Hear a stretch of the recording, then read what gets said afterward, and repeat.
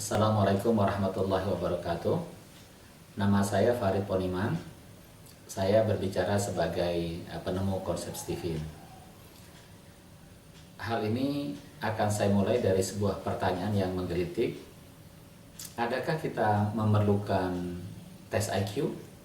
Pasti jawabannya adalah semua memerlukan. Tapi sesungguhnya adalah ada yang terlebih dahulu perlu dilakukan sebelum tes IQ, yaitu adalah tes Stephen. Kenapa? Karena tes IQ itu adalah mengukur kapasitas. Jadi untuk mengetahui seseorang itu berada di peringkat yang mana, buruk, menengah ataupun baik, maka itu diukur menggunakan tes IQ. Sedangkan untuk mengetahui jenis orang ini, jenis kecerdasannya apa, maka itu diukurnya menggunakan tes Stephen. Jadi sesungguhnya adalah melakukan tes Stephen terlebih dahulu itu lebih diperlukan dibandingkan dengan tes IQ. Setelah mengetahui apa jenis kecerdasannya, maka baru kemudian bisa diikuti dengan tes IQ untuk mengukur kapasitasnya. Nah, tes Stephen sebagai sebuah alat tes ini memiliki 3 keunggulan. Yang pertama adalah simple, kemudian akurat, dan aplikatif. Kenapa disebut sebagai simple? Karena hasil tes Stephen ini kesimpulannya clear, dia jelas. Dia menentukan satu jenis kecerdasan tunggal yang direkomendasikan untuk menjadi emphasize di dalam pembinaan. Yang satu itu adalah tinggal melihat hasil tesnya, satu di antara 5 mesin kecerdasan atau satu di antara 9 personality genetik. Tidak ada mesin kecerdasan yang ke-6 dan tidak ada personality genetik yang ke-10. Nah, jadi simple, setiap orang tinggal ditentukan apa salah satu di antara 5 mesin kecerdasan tadi atau 9 personality genetiknya. Mengapa disebut sebagai personality genetik? Karena ini adalah jenis personality yang tidak akan berubah mulai dari dia lahir sampai kemudian dia meninggal. Meskipun jenis genetiknya adalah genetik non-hereditary, tetapi dia permanen, dia menetap sebagai sebuah personality. Nah, itu ada 9 kalau menurut Stephen. Nah, kemudian mengapa disebut akurat? Kita bisa melihat dari hasil risetnya bahwa validitasnya sangat baik, reliabilitasnya juga sangat tinggi. Ketika tes ini diulang, maka kecenderungan hasilnya adalah sama. Di antara 343 orang yang dilakukan retest setelah sebulan, hanya ada 4 orang yang berubah, jadi itu artinya memang persentasenya kecil sekali. Sejelek-jeleknya, seburu-burunya adalah pada angka 5% lah yang kemungkinan bisa berubah. Mengapa disebut dengan validitasnya tinggi? Karena rata-rata orang yang dites, kebanyakan hampir semuanya orang yang dites merasa bahwa kesimpulan dari hasil tesnya ini gua banget. Mereka merasa cocok sekali dengan penjelasan hasil tes Stephen ini. Bahkan mereka terkadang melihat ada hal-hal yang tersembunyi yang selama ini dirinya belum tahu. Hasil tes Stephen ini bisa mengungkapkan bahwa sesungguhnya seseorang memiliki potensi-potensi tertentu yang tersembunyi. Mengapa disebut aplikatif? Karena kalau sudah mengikuti tes Stephen, insya Allah dia akan menjadi mudah untuk menembungkan jati dirinya, men-set up hala tuju atau roadmap-nya atau goal setting-nya, sehingga kemudian dia bisa membuat program yang sesuai. Program 10 tahunan lah, 5 tahunan lah, bulanan lah, menjadi lebih mudah karena dengan Stephen itu menjadi amat sangat jelas dia mesti pergi kemana, tanpa harus bingung, tanpa harus galau. Nah, jadi itulah yang menjadi keunggulan dari tes Stephen. Sekarang sebagai sebuah konsep, kalau tadi saya menjelaskannya sebagai alat tes, sebagai konsep, Stephen ini adalah sistematis, dia adalah bahkan solutif. Berbagai macam persoalan sangat mudah dianalisa menggunakan pisau skema Stephen. Kalau ini adalah sebagai pisau bedah, skema Stephen ini adalah pisau bedah yang tajam, yang sistematif, yang kemudian solutif gitu. Sehingga setiap perkara bisa dilihat dengan mudah menggunakan kacamata Stephen. Sebagai contoh misalnya dalam bidang pendidikan, dalam bidang ekonomi, dalam bidang sosial, dalam bidang politik, dalam bidang parenting, dalam bidang pasutri, skema Stephen bisa berbicara untuk banyak hal dan menjadi mudah menyelesaikan setiap persoalan. dengan sudut pandang ataupun dengan menggunakan skema Stephen. Sebagai riset, ini sudah kami lakukan sejak 13 tahun yang lalu, yaitu sejalan dengan berdirinya company Kubik Training and Consultancy, sebagai sebuah company training yang saya dirikan bersama kawan-kawan. Setiap klien yang menjadi klien training Kubik, maka dia akan selalu diawali dengan melakukan tes Stephen. Dulu awal-awalnya menggunakan pencil and paper test. Sekarang sejak 3-4 tahun yang lalu kita sudah menggunakan fingerprint. Jadi mulai ada perbaikan. Jadi sebagai sebuah riset ini berkembang dari awal mulanya kami menemukan ada 4 mesin kecerdasan yang disebut STIF, terus kemudian berkembang menjadi 5 mesin kecerdasan, dan ini insya Allah sudah final. Ini adalah memerlukan waktu hingga 13 tahun. Tadi bahwa Stephen ini sangat aplikatif dan bisa diimplementasikan dalam semua bidang. Saya ambil contoh misalnya manfaat tes Stephen ini berkaitan dengan pendidikan. Kalau kita punya anak kita ini mau disekolahin, maka yang pertama kali kita harus memutuskan ini anak ini mau disekolahkan di sekolah umum, di sekolah alam, ataupun di sekolah khusus, katakanlah misalnya sebagai contoh. Maka kalau menggunakan kerangka Stephen menjadi lebih mudah. Kalau dia orang insting, yang serba bisa, yang generalis, yang berpikirnya holistik, dia berpikirnya komprehensif, udah masukkan di sekolah umum saja.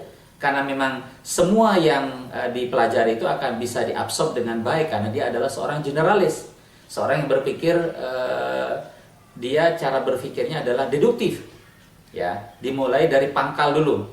Nah, sedangkan kemudian kalau yang lainnya di luar insting, terutama kalau dia yang berada di sebelah kanan seperti orang intuiting dan feeling, dia ada di sekolah alam lebih bagus karena dia memerlukan ruangan kelas yang justru tidak ada boundary-nya, tidak ada batasnya, merupakan hamparan, sehingga dia bisa langsung berinteraksi dengan sesuatu yang tanpa pembatas berada di luar.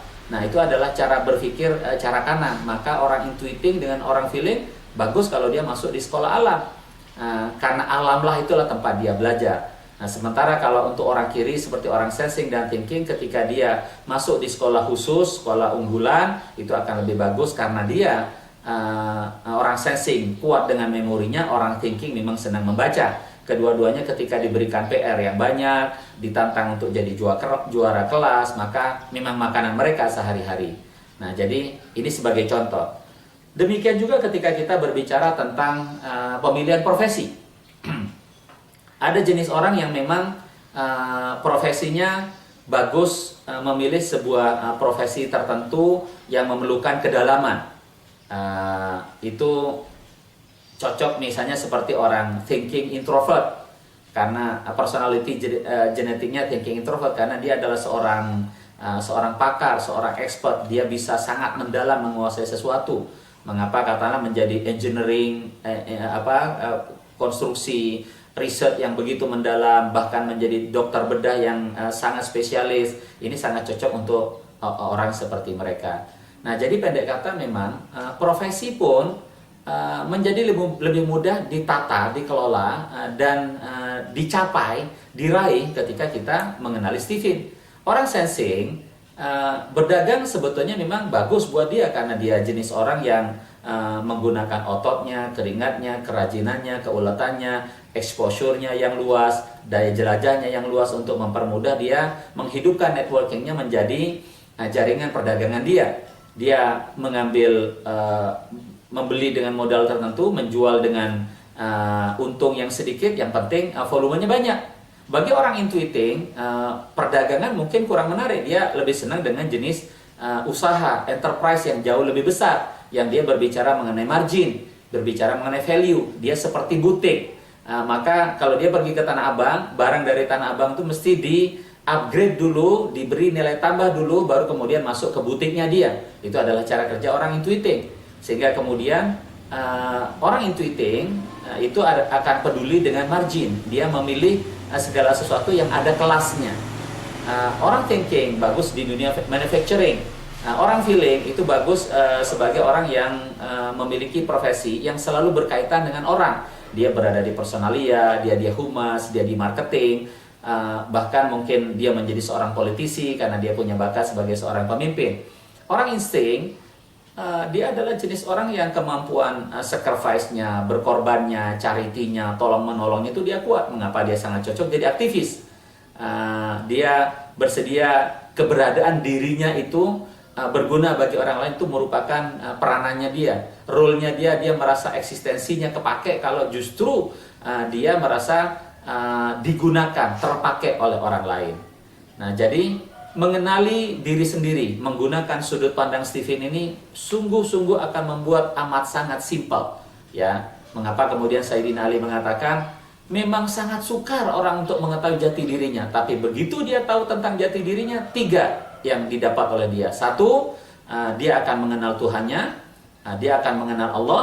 Kemudian 2, dia akan dirahmati oleh Allah, artinya perjalanannya adalah diberkahi oleh Allah. Yang ketiga adalah dia pasti survive, dia tidak akan binasa, kata Sayyidina Ali. Nah, karena itulah mengetahui tentang siapa diri Anda sesungguhnya, itu adalah merupakan kewajiban supaya Anda tahu bagaimana caranya bersyukur kepada Allah. Dan mengetahui kelemahannya, kita jadi tahu bagaimana caranya bersabar dengan Allah. Menggunakan ilmu yang betul ketika bersyukur dan bersabar itu adalah ilmu yang baik. Dan saya kira Stephen bisa menjadi salah satu referensi Anda untuk bisa menggunakan ilmu yang tepat sehingga tahu bagaimana cara bersyukur, tahu cara bagaimana bersabar. Itu berkaitan dengan profesi. Kalau berkaitan dengan birokrasi, HR, Anda tahu bagaimana cara merekrut orang. Orang yang seperti apa yang dipilih? Sekarang orang berbicara menggunakan ijazah, kemudian menggunakan pengalaman kerja, kemudian menggunakan tes-tes yang sekarang ada. Itu fine-fine saja, boleh dilakukan. Tetapi siapa yang cocok untuk posisi ini? Siapa yang cocok untuk posisi ini? Saya kira Stephen bisa memberikan masukan yang sangat telak dalam proses rekrutmen, proses placement, proses retensi, proses imbal jasa, proses bagaimana menata karir mereka dalam penjajangannya, bagaimana mempersiapkan orang untuk akhirnya menjadi pemimpin, lewat jalur mana, dengan cara mana. Kalau kita tahu mengenai jenis kecerdasan dia, akan menjadi lebih mudah. Peluang untuk menjadi CEO memang lebih banyak ada pada orang thinking, tapi semua tipe yang lain boleh. Sama dengan peluang untuk menjadi pengusaha lebih bagus orang intuiting, tapi semua orang boleh. Jadi politisi paling berpeluang adalah orang feeling, tapi semua boleh. Nah, demikian juga dengan yang lain. Contoh katakanlah kalau dalam dunia karir, CEO paling bagus orang thinking, tapi orang sensing juga boleh, yaitu dengan kerajinannya dia, kedetailnya dia, kemampuan dia untuk bergerak ke sana kemari, mengeluarkan keringat untuk dia tidak lelah menghubungi ini, mengkontak ini, mempersiapkan ini, memanage ini, memastikan yang ini. Itu adalah bagian dari cara orang sensing untuk menjadi seorang saya menyebutnya retail leader, seorang pemimpin yang retail, yang detail, sehingga kemudian tidak ada area, wilayah yang kosong yang dia tidak pastikan. Nah, bisa orang sensing jadi CEO, tetapi harus menggunakan caranya. Demikian juga dengan tipe-tipe yang lain. Jadi sungguh ini adalah sebuah konsep yang memang sangat Anda perlukan, sebuah tes yang sangat Anda perlukan. Saya ambil contoh misalnya di bidang politik. Seorang Jokowi berhasil diantaranya salah satu faktornya karena wakilnya adalah Ahok. Jokowi orang thinking, Ahok orang sensing. Sensing dalam teori hubungan segi 5 Stephen itu memang orang sensing mendukung thinking, sehingga Ahok menemukan jati dirinya karena dia memberi, mengabdi, mendukung orang thinking, thinkingnya menjadi besar. Nah, satu kesatuan ini bersinergi dengan cara yang baik, sehingga kemudian tanpa sadar masyarakat memilih sebuah paket yang duduknya sudah betul gitu. Nah, ini terjadi bukan hanya pada bidang politik, demikian juga di birokrasi, demikian juga di bisnis. Anda mau cari tangan kanan yang apa? Ya belajarlah hubungan segi 5 Stephen ini. Bahkan dalam urusan rumah tangga, bagi Anda yang belum berkeluarga, bagaimana cara memilih pasangan yang baik? Ikutlah hubungan segi 5 itu, karena Anda bisa mencari pasangan, mendapatkan cinta yang tinggi tetapi konflikting. tapi ada caranya mendapatkan rasa hubungan sayang yang tinggi tetapi tidak konflikting. Jadi tinggal dipilih mau konsep yang mana yang Anda mau pakai. Mau makan cinta, mau hidup dengan sayang. Mau harmonis, mau banyak dinamikanya di dalam hubungan itu.